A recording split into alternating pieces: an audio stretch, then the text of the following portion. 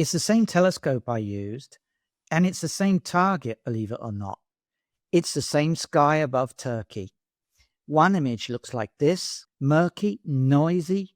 Honestly, I'm extremely embarrassed that I ever took this. And the other looks like this. The only difference between these two images is what happened in the months between them. A near complete failure, as you could see, weeks of frustration, one technique I should have been using from the start, and a camera decision I kept putting off for far too long. This is the Wizard Nebula, and this is the full story of how I got the image I'm most proud of making. But first, I want to hear your story. Have you ever set up on a narrowband target on a hot summer night without using a cooled camera, crossed your fingers, and hoped for the best? What did you get? Stunning signal or a noise-soaked mess? Tell me in the comments. I do read everyone, and your experience might be exactly what someone else needs to hear. Here's where it gets interesting. The first thing I changed was something I should have been doing all along: dithering. If you haven't used it, here's a quick summary. Between each exposure, you instruct your mount to shift the telescope by a tiny amount, just a few pixels. That sounds a bit weird, doesn't it? Why would moving the scope help? But here's the physics behind this. Fixed pattern noise, hot pixels, amp glow, sensor artifacts, all of those live in exactly the same pixel location on every single frame, every time. Without dithering, when you stack your frames, that noise piles up in the same place and becomes part of the final image permanently. Dithering scrambles that. The real photons from the Wizard land consistently. The noise doesn't. Stack enough frames and the noise cancels itself out rather than building up. So here's the thing. Dithering alone wasn't going to rescue me from 35-degree summer nights with a DSLR sensor running burning hot. I needed clean data from the ground up, and that meant one more decision I'd been putting off. The ZWO ASI533MC Pro is a dedicated astronomy camera designed specifically for this kind of imaging. One of its most important features is that it has a cooled sensor. It has near zero amp glow, and it has a noise floor so much lower than my DSLR that the first test frames honestly surprised me.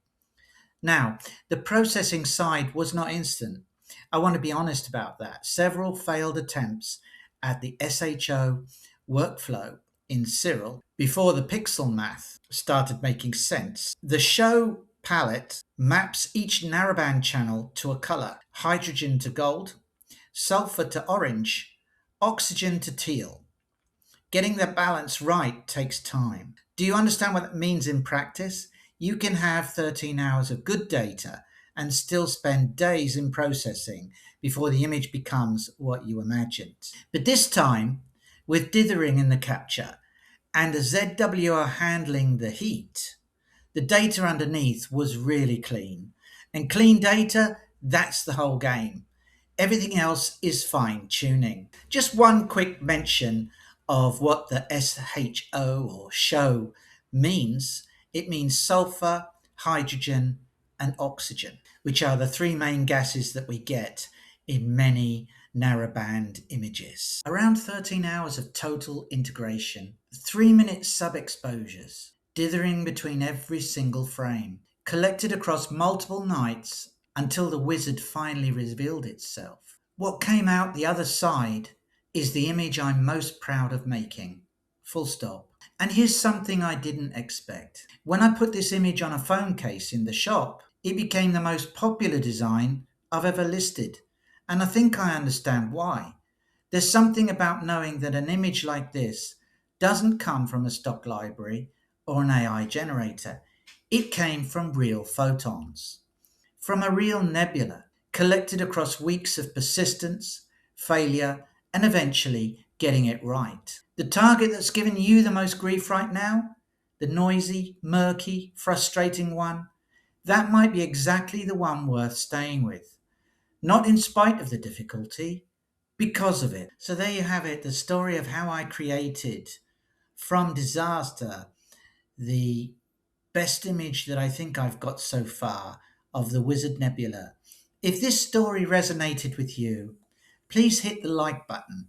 It doesn't take a second, and it really helps more people find this content, and it genuinely matters to me. I do have a video which breaks down my full show processing workflow, and I'll put the link down in the description below, and you can go watch that too. The exact pixel math I used in Cyril, how I handled the gradients, and how I got those colors balanced. It's all on that video. If you want to see what's coming next and the many videos that I have planned for you, please subscribe so you don't miss them. And drop this in the comments. What's the target you almost gave up on? I genuinely love to know. If you want to carry a piece of the Wizard with you, the phone case is in the shop. Link in the description below. And I'll see you in the next one.